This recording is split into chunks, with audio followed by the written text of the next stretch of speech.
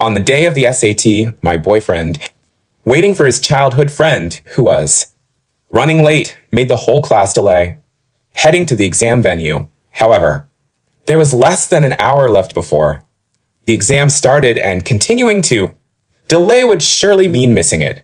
In my previous life as the class representative, I kindly advised everyone to go to the exam venue first.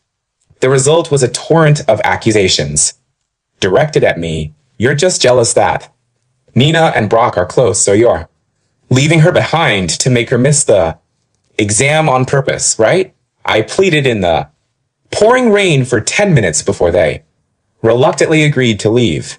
I arrived at the exam venue with just a minute to spare. After the exam, I was pushed off a building by Nina Holiday under my boyfriend's lead. The entire class gave false testimony to the police. Cassie Woods took her own life because she feels guilty for making Nina miss the exam. Nina used this opportunity to play the victim, gaining sympathy and becoming a famous online influencer. My dad wanted to get justice for me, but was cyberbullied by clueless medicines. Driving in a mentally unstable state, his car veered off a cliff. His body was never recovered. Only after death did I realize that it was all a big conspiracy by Nina. When I opened my eyes again, I found that I had been reborn back to the day the whole class waited for Nina to go to the exam venue. This time, I decided not to stop my ungrateful classmates from suffering the consequences of their own choices. As I was pushed off the building, I heard Nina say in a triumphant tone, Cassie, I knew I wouldn't get into a good university, so I showed up late on purpose. Only if you commit suicide out of guilt can I play the victim and gain more followers. Suddenly, the chilly raindrops hitting my face woke me from my daze. When I opened my eyes again, I found myself standing on the school field, seeing my boyfriend Brock Finch arguing with the bus driver. I felt a surge of excitement. The next second, Brock glared at me and yelled angrily, Cassie, you're so selfish. Nina's not here yet. Why can't we wait 2 more minutes? All the classmates looked at me with angry expressions. That's right. Nina's our classmate. How can we leave her? We won't get on the bus until Nina arrives. Their hostile gazes pained me. In my previous life, afraid that continuing to wait would cause everyone to miss the exam, I told the bus driver to take everyone to the exam venue first. As a result, my classmates treated me like their mortal enemy, even though I did it out of consideration for their futures. Brock pushed through the crowd and came to me, looking at me with disgust. Cassie, even though you're my girlfriend, I have to say that this is unforgivable. It's the SAT. If you make Nina miss the exam, you'll ruin her life. Brock's expression seemed to tell me that he wished I were dead. I clenched my fists and bit my lip hard. Only when my lip was bleeding did I relax my expression and say, since you're all willing to risk your future to wait for Nina, feel free to keep waiting. It's raining heavily, so I'll wait in the bus. I ignored the murderous looks of my classmates and went straight to the school bus. The driver looked at me with worry. Based on my experience driving students to the exam venue, you'll definitely run late if you wait any longer. It's raining so heavily. But Brock merely scoffed. Stop trying to scare us. I often take the road that goes to the exam venue. There's absolutely no way we'll run late. The driver could only sit back in the driver's seat sullenly. The students cheered in the rain as if they had just won a great victory. But what they didn't know was that I had already gained direct admission to the top university in the country. So whether I could attend the exam on time or not was not important to me. The reason why I chose to go with them to take the exam was just to experience the atmosphere. I wondered if they who had not gained direct admission would still be able to laugh. An hour later, I called my dad with moist eyes and trembling hands, remembering my tragic fate of being pushed down a building in my previous life and the scene of my dad driving off a cliff. I couldn't help but burst into tears. This time, I was going to make this group of ungrateful people pay for their wrong decision. I would make them understand how stupid they were. Time passed bit by bit, and 15 minutes later, Nina finally ran over, panting heavily. It only took 5 minutes to run from the girls' dormitory to the field, but Nina still pretended to be exhausted. What a dedicated actress she was, although she was a little surprised that the students were still there. The surprise on her face only lasted for a moment. She immediately put on a smiling face and said to everyone, "I knew you guys wouldn't leave me." Under the excited gazes of the students, she gave me a vicious look. Brock rubbed Nina's hair affectionately. "Don't worry, Nina. We would wait for you no matter what." A beep came from my phone. I smiled. It was an emergency notification. Due to the heavy rain, the road from the school to the exam venue was flooded. In my previous life, it was precisely because I discovered the serious waterlogging in that section of the road that I had begged everyone to leave immediately. But even then, we had nearly missed the exam. Now, without my persuasion, we had left 5 minutes too late. It would take a miracle for us to arrive at the exam venue on time. After getting on the bus, Nina handed me a lollipop with an apologetic look, saying, "Cassie, I'm sorry. I was just worried that everyone would be nervous, so I went to buy lollipops for the whole class." Before I could speak, Brock snatched the lollipop away and hugged Nina to comfort her. "Nina, you didn't do anything wrong, so there's no need to apologize. Selfish people like her don't deserve to eat the lollipop you bought." The other students also consoled her. "Yeah, Nina, there's no need to blame yourself. We all volunteer to stay and wait for you. It's just a few minutes of delay. It's no big deal. You're always thinking of us, and we'll remember your kindness forever.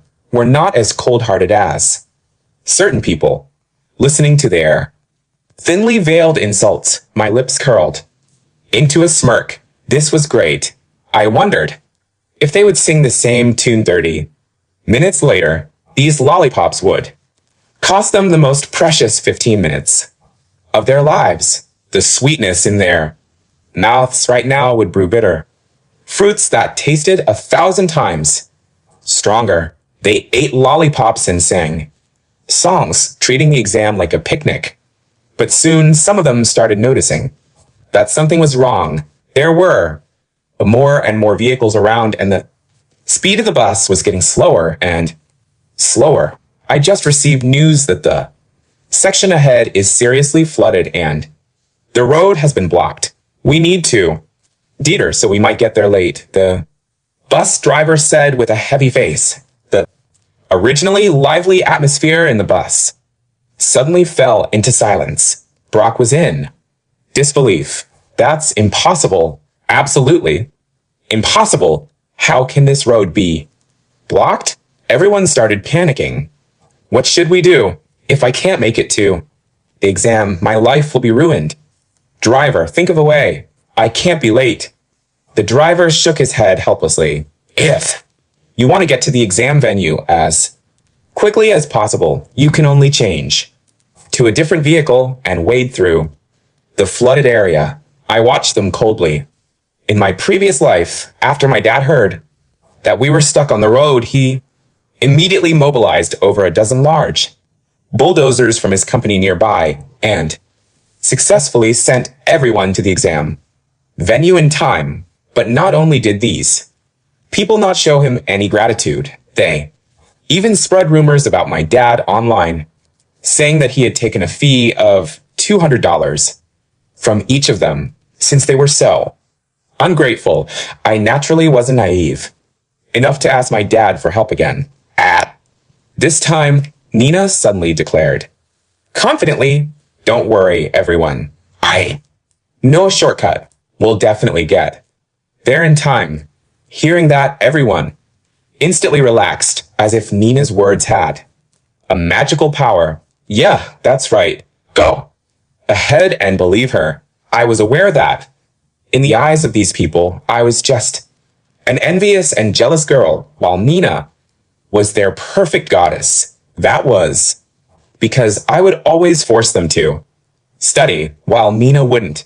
I had especially asked my dad to buy mock exams from other schools for them, which cost a lot of money, but they couldn't compare to Nina's lollipops. Even when I arranged for Nina to clean the classroom because it was her turn, they would say that I was bullying her. You're so resourceful, Nina, unlike some people who just stay silent when we encounter a problem. No sense of responsibility at all, Brock said excitedly while giving Nina a hug.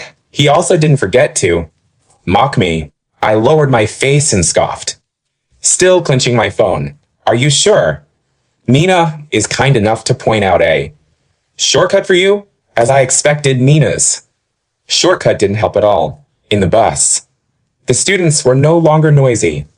Uneasiness could be seen on everyone's face. Every time the number on the electronic watch jumped, their faces turned a shade paler.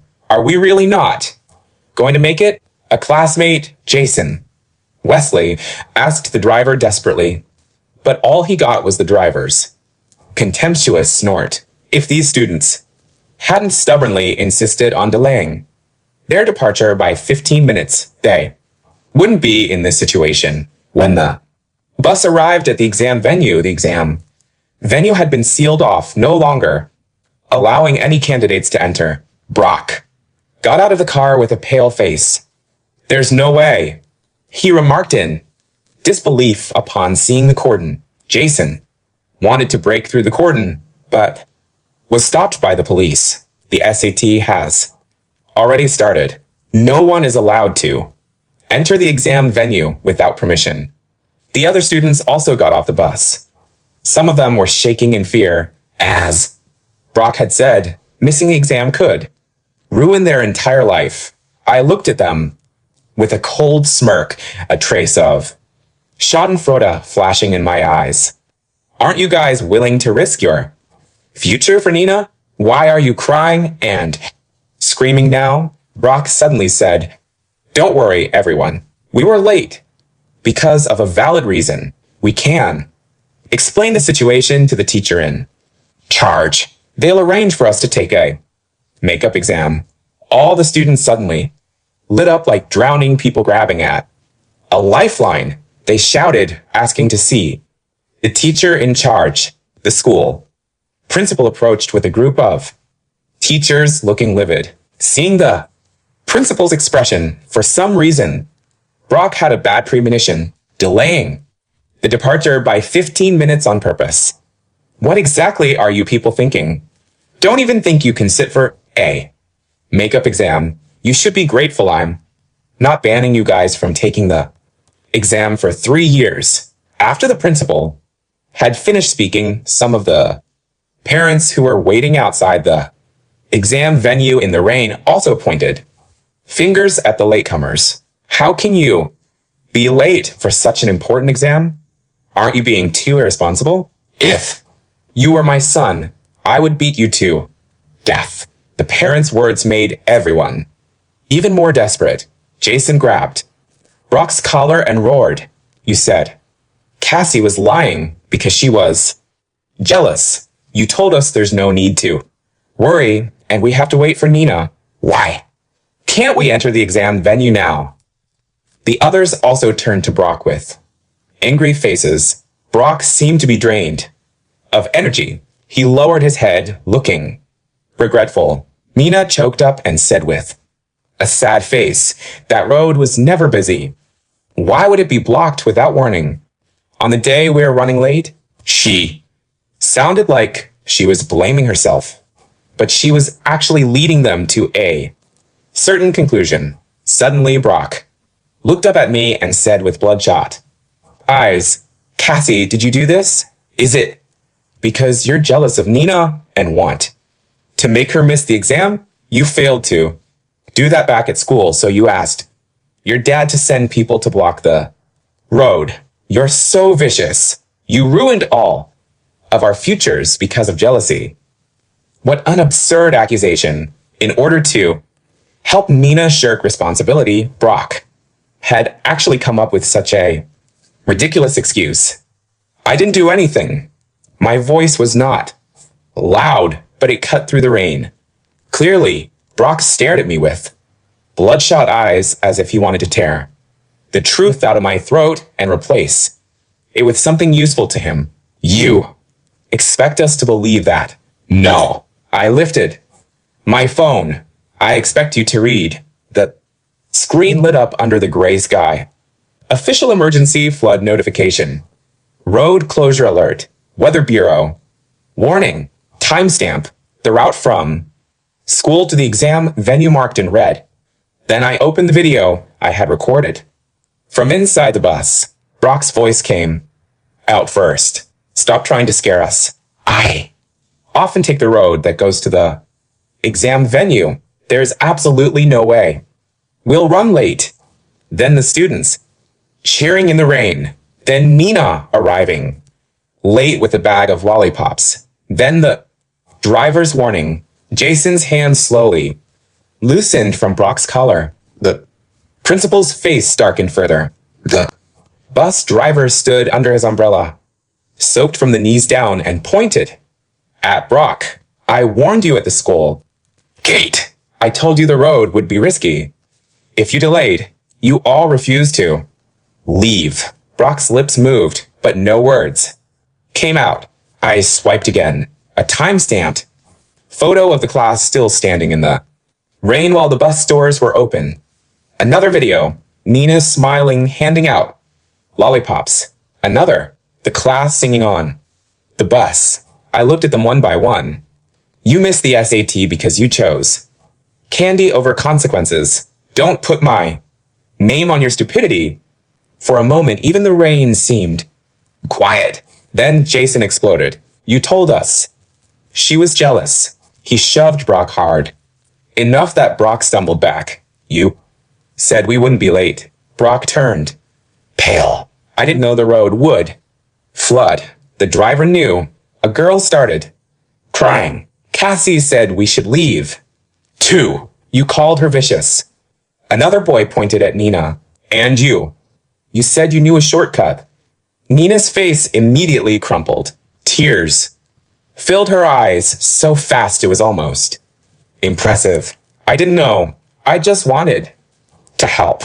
I was scared, too." The same soft voice, the same red eyes, the same stage. In my last life, everyone rushed to protect her whenever those tears appeared. This time their futures were standing outside a sealed exam gate. No tear could open it. Jason turned on her. "You ran late to buy lollipops on SAT day." Nina shook her head, trembling. "I thought everyone was nervous. I wanted to make people feel better. You made us miss the exam. I didn't force anyone to wait." That sentence landed like a knife. Brock looked at her. The class looked at Brock. Then they looked at me. I put my phone away. In my last life, I had begged them in the rain until my throat hurt. I had dragged them to the exam venue with 1 minute left. I had saved their futures and received death as thanks. This time, I did not move. The principal ordered the late students to be taken back to school for investigation. Some parents were shouting. Some students were crying. Brock kept trying to call his parents, hands shaking. Nina stood near the bus, looking small and pitiful, but Her fingers gripped her phone too. Tightly. She was already thinking about her next grip. I stepped away from the crowd and called my dad. The call connected after one ring. Cassie? The moment I heard his voice, my control broke. Not in front of Brock. Not in front of Nina. Only for my dad. Dad. He immediately noticed. What happened? You hurt? I pressed my hand against my mouth. In my mind, I saw his car falling from the cliff again. The endless online abuse. His desperate eyes as he tried to prove his daughter had not killed herself. This time he was alive. This time I was alive. Dad, don't save them. There was silence on the other end. My voice shook, but the words were clear. Save the evidence. He did not ask me why first. That was my dad. He heard fear under my voice and chose action. What evidence? Bus GPS. School gate CCTV, weather reports, exam. Venue closure notice, videos from students, any posts that mention me, anything Nina Holiday and Brock Finch put online, send a lawyer to the school. And Dad, my throat tightened. Don't believe anything they say about me without asking me first. His breathing changed. Cassie, listen to me. No one gets to write your story while I'm alive. Tears slipped down my face. In my last, I stopped. I almost said life. I swallowed it. I was so scared I'd lose. You won't. His voice became cold. The way it did when someone tried to cheat his company. This time, protect yourself first. I'll stand behind you. The word this time made my fingers tremble. Maybe he did not know everything. Maybe a father only needed to hear the crack in his daughter's voice. By the time the school buses returned, my dad's lawyer was already at the school office. Nina moved faster than I expected. At 2:17 p.m., while the rest of the class was still giving statements, she posted online.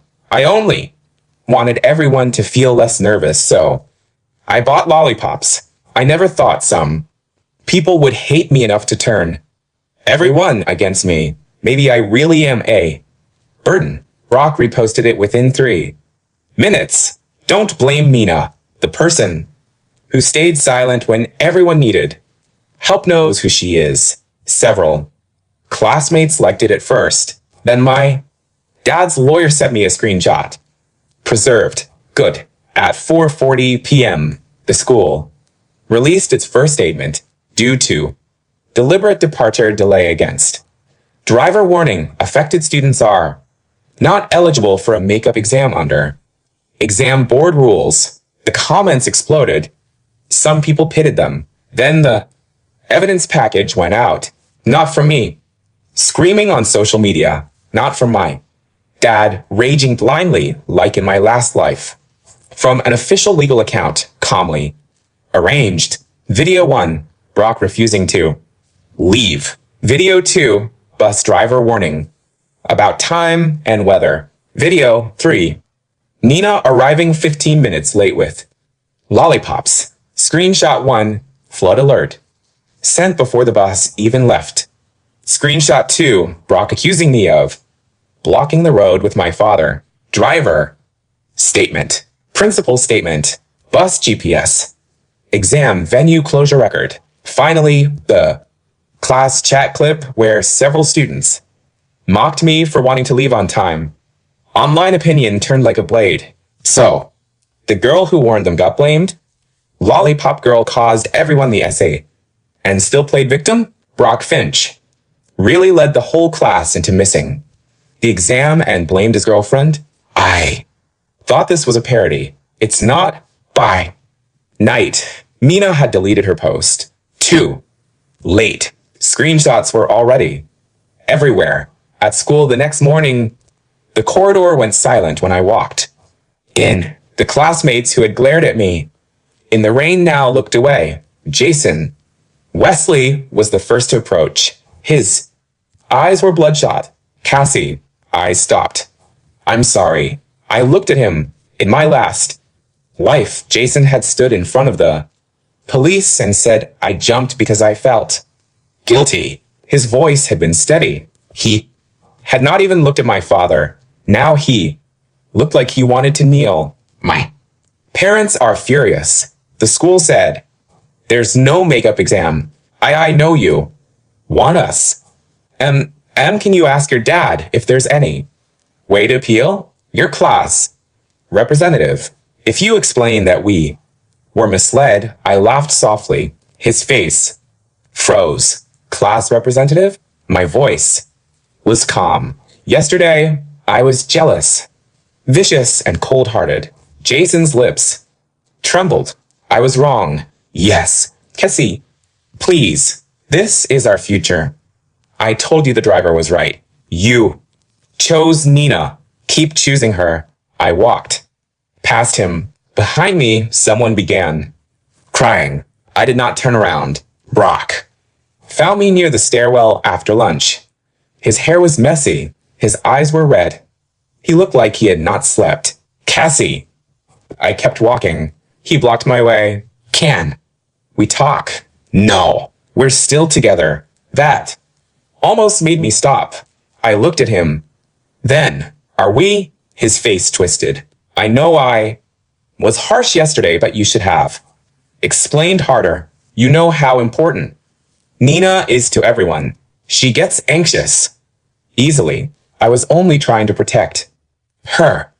There it was. Even now, even after losing the SAT, even after watching the class turn on him, he still placed Nina at the center and expected me to circle her. Brock, your love for Nina finally cost everyone exactly what you said I would ruin. His expression cracked. I don't love Nina. No, you only destroy people for her. He reached for my wrist. Before his fingers could touch me, a man in a suit stepped between us. My dad's assistant. Brock froze. The assistant's voice was even. Mr. Finch, Ms. Woods has made it clear she does not wish to speak with you. Step back. Brock's hand dropped. He looked past the assistant at me, desperate now. Cassie, don't do this. I was angry. You know I didn't mean it. In my last life, I had died still hoping he might regret it. Now regret looked cheap. We're done. 2 words. 8 years of affection. Study notes. Birthdays. Walks home in the rain. All cut clean. Thank you for listening to Channel Best Novel. Brock stared at me as if I had pushed him off a building. I walked away first. Nina waited 2 days before making her next move. The public had started calling her Lollipop Girl. Someone edited her crying photo beside a countdown clock. Cruel? Maybe, but not half as cruel as building fame over a dead girl's body. Her follower count dropped before it could rise. The classmates stopped surrounding her. Brock stopped answering her calls in front of people. That was when Nina panicked. She sent me a message on Friday night. Cassie, can we talk? I don't want everyone to hate me. I know you're angry, but I'm scared. Please come to the old science building tomorrow. Just us. I stared at the words for a long time. Old science building, top floor. In my last life, it had been the rooftop of the teaching building. The details changed. The smell was the same.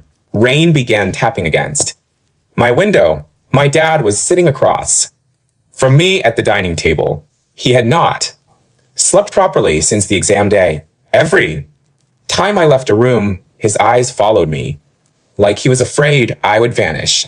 I handed him the phone. His face went cold. Absolutely not. She'll try again if I don't go. Then we give it to the police. We will. He looked at me. I kept my voice steady. Dad, I don't want to be brave. I want to be prepared. For a long moment he said nothing. Then he reached across the table and took my hand. My daughter is not bait. No. I squeezed his fingers. And the witness she thinks is alone. The next day, I went to the old science building with the recording device clipped inside my collar and my phone live streaming to my dad's lawyer. Security was hidden on the lower floors. 2 police officers waited near the back stairwell. The school had agreed because Nina's message, the online threats, and the previous false accusations had become too serious to ignore. My dad wanted to come up with me. I refused. If she sees you, she won't speak. His face looked terrible. Cassie, I'll come back. Down. He closed his eyes for 1 second. When he opened them, they were red. You'd better. The old science building smelled like damp dust and rain-soaked concrete. Nina stood by the railing on the top floor corridor. She wore a white cardigan. Of course she did. Her hair was loose over her shoulders, her face pale, her eyes swollen just enough to look pitiful from a distance. When she saw me, the tears disappeared. You actually came. I stopped several steps away from her. You asked. She laughed. Once. It sounded nothing like crying. You've become smarter. People learn. No. You changed too much. Her eyes narrowed. You weren't supposed to stay so calm. My fingers curled inside my sleeve. Supposed to? Nina took 1 step closer. You should have argued. At the exam venue, you should have cried and begged. Everyone should have hated you for making them leave me behind. Her voice was soft, almost dreamy. Then when they missed the exam, you should have panicked. You should have tried to fix it. You always fix things. That's what makes you useful. I looked at her face. In my last life, that face had appeared in every news clip after my death. Poor Nina, the girl Cassie hurt, the girl who forgave the dead. Nina, you were late on purpose. Her smile widened. So what? The recording device under my collar felt suddenly heavy. You made the whole class miss the SAT for attention. I needed a story. Rain hit the windows harder. Her eyes became bright, feverish. You don't understand. People only love girls who suffer. If I got into a bad university, nobody would care. But if I became the girl betrayed by her jealous class representative, the girl whose future was ruined, everyone would pity me. You ruined their futures yourself. They chose me. Her voice sharpened. That was the best part. I felt the old coldness from death crawl up my spine. You wanted me blamed. You were supposed to be my guilt story. There it was. Not exactly the same words from my last life. Close. Enough to make my bones remember. Falling. I stepped back half a pace. Nina noticed. Her expression turned full. You're scared. No, you are. She smiled. I really thought the exam thing would be enough. Everyone would hate you. I would cry online. Brock would protect me, and you would finally know what it feels like to be abandoned. She moved closer. But you ruined everything. Her hand slid into her pocket. For a second, I thought it was a knife. It was a phone. She held it up. Screen already recording. Now I need a new story. I watched her thumb hover. What story? Nina's eyes curved. Cassie Woods unable to handle public backlash, attacks poor Nina Holiday in an empty building. Nina survives and forgives her. I almost laughed. Even after rebirth. Even after losing the SAT. Even after the evidence, she still thought the world was a stage and I was only a prop. And if I don't attack you, her smile faded. Then I'll help you. She lunged. Not toward my face, toward my shoulders. Her plan was simple. push me against the railing, make it look like a struggle. Then, like gravity, finish what her tears started. In my last life, I had not seen it coming. This time, I was already moving. Her hands brushed my sleeve. Instead of my chest, I stepped sideways. She stumbled, caught herself against the railing, and turned with rage twisting her face. You should have died quietly. The stairwell door burst open. Police rushed in. Security came from the other side. Nina froze. My dad appeared behind them, face white, eyes locked on me. For a heartbeat, nobody moved. Then the lawyer's voice came through my phone speaker. Recording saved. Nina looked at my collar, then at the security camera. Above the hallway, then at the officers. Her face drained of blood. No, she shook her head. No, she set me up. She lured me here. I looked at her. No, I only stopped dying for your story. The police officer stepped forward.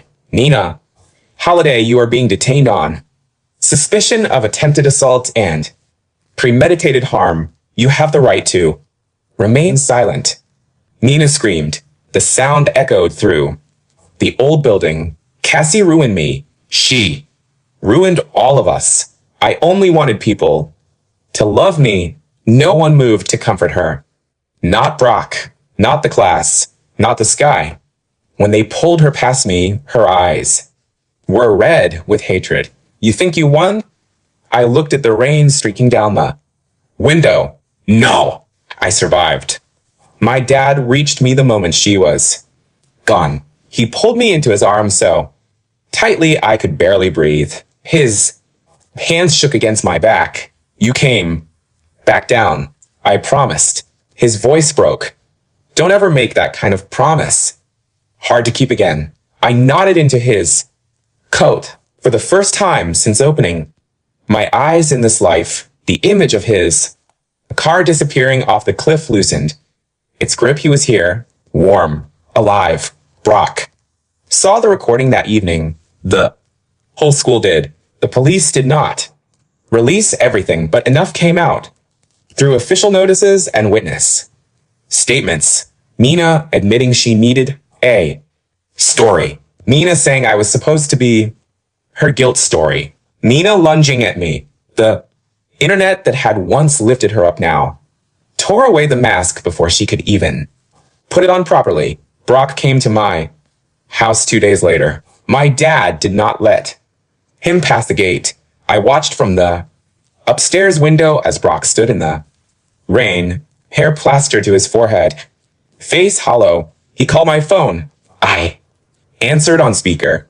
Cassie. I said, nothing. I saw the video. Good. I didn't know she was like that. My fingers tightened around the curtain.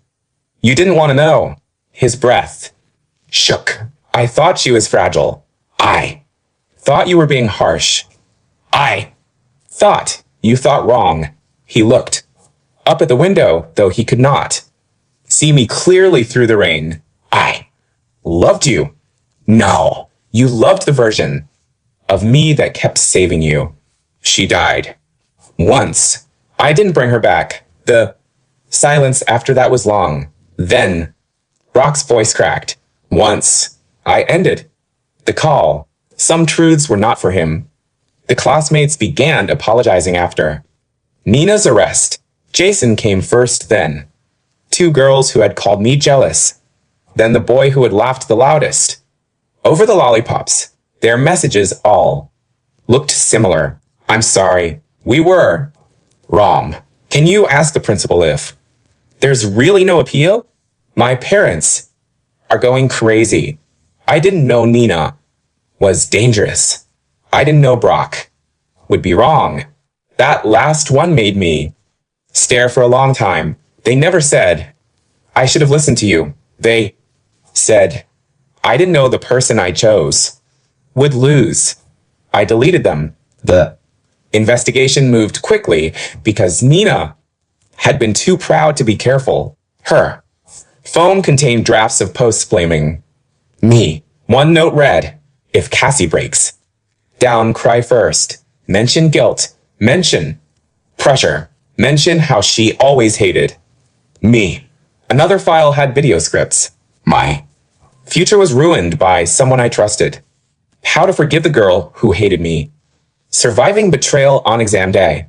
There were messages to Brock carefully phrased to make him angry at me without ever saying it directly. If Cassie really cared about everyone she would have found a way, I'm scared she'll blame me. You're the only one who understands me. Brock looked sick when the police showed him. Nina did not stop at manipulation. She had searched building blind spots. She had saved articles about student suicides. She had even written a draft caption for after my breakdown. Some people are so full of hate that they destroy themselves. I hope she finds peace. My dad read that one and slammed his fist into the table. For a moment, I saw the fury from my last life, the one that had swallowed him after my death. I took his hand. Dad, he turned to me. I'm here. His eyes reddened again. I know. No. I squeezed his fingers. I'm here. So, you don't need to chase a ghost this time. The trial was not long. Nina tried. Crying the first day. Her lawyer tried to argue emotional panic, exam pressure, teenage immaturity. Then the recording played. You were supposed to be my guilt story. If you had just fallen, everyone would have loved me. You should have died quietly. The courtroom went silent. Nina stopped crying when she realized it was not working. That was when the judge looked at her differently. The charges included premeditated attempted murder, false accusation planning, obstruction, digital harassment, and conspiracy to frame another student for self-harm. The sentence was 32 years. Nina screamed when she heard it, not the soft cry she used at school, a raw, ugly sound. No, I'm only 18. You can't do this to me. I didn't kill her. She's standing right there. The judge's voice was cold because she survived your attempt. Nina turned toward me, her face twisted, tears and hatred mixing together. Cassie, tell them you forgive me, please. I was scared. I just wanted to be loved. I looked at her through the space between us. In my last life, she had stood over me and smiled while I fell. In this life, she knelt in front of a court and called herself pitiful. Nothing had changed except the ending. No. One word. No speech. No mercy.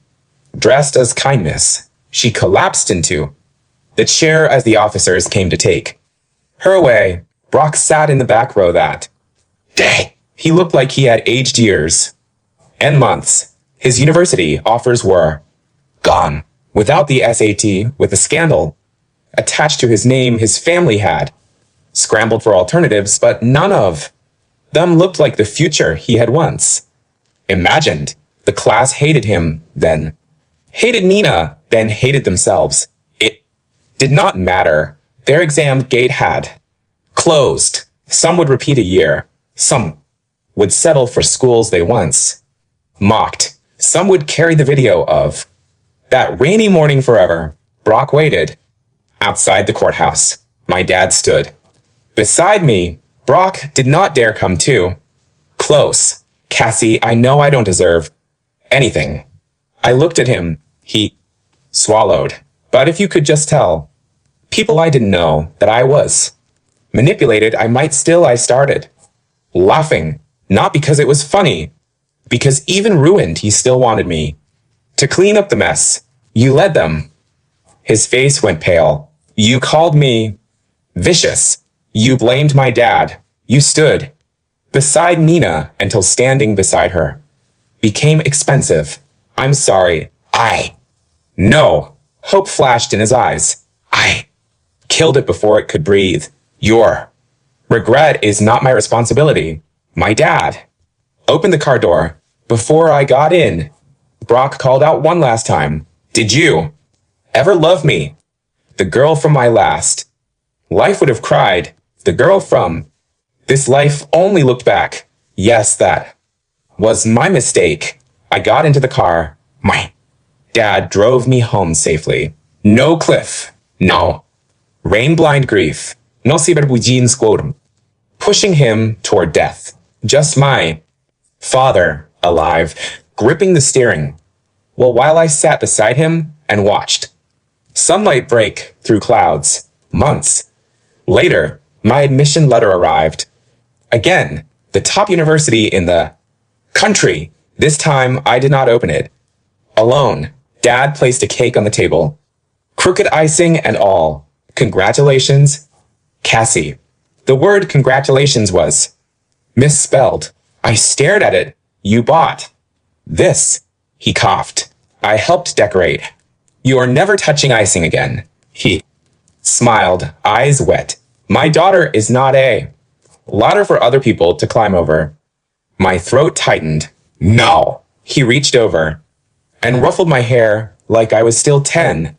She is the person who walks through the gate first. On registration day, it rained lightly. Not a storm. Not the kind of rain that washed blood from concrete. Just a soft drizzle, silver. Against the university gate, Dad held the umbrella over me even though half his shoulder was getting wet. Dad, you're getting soaked. I'm Dayit. I dry later. That doesn't make sense. I'm your father. I don't need logic. I laughed. At the gate, my phone vibrated once.